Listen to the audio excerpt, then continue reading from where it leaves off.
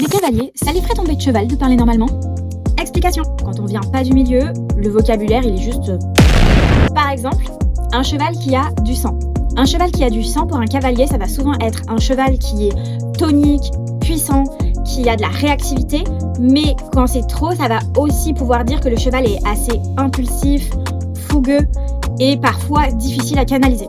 Un cheval sur l'œil, ça va plutôt catégoriser un cheval qui va avoir un tempérament un peu peureux, qui va regarder un peu partout tout ce qui se passe, qui va chercher le moindre danger dans son environnement, qui peut avoir peur d'une boîte aux lettres, d'une brouette, d'un oiseau, d'un chat, bref, un peu tout.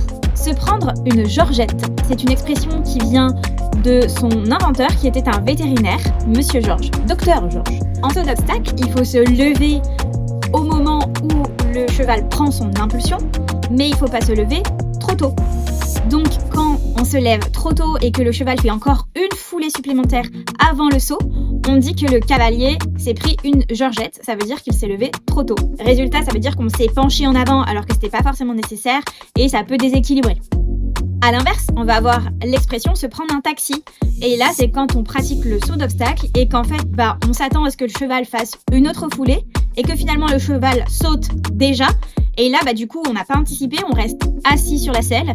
Et donc là, le cheval fait ce qu'il peut pour sauter l'obstacle malgré tout.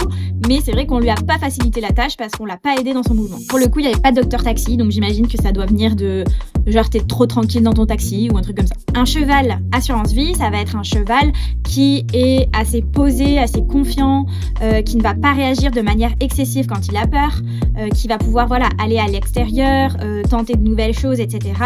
et qui a un caractère qu'on dit facile. Une assurance vie, c'est pas le truc qu'on touche quand quelqu'un meurt? Je sais pas si c'était le meilleur choix d'expression. Si tu as des questions ou si tu as des expressions que je n'ai pas citées, n'hésite pas à les mettre en commentaire pour que chacun puisse apprendre quelque chose.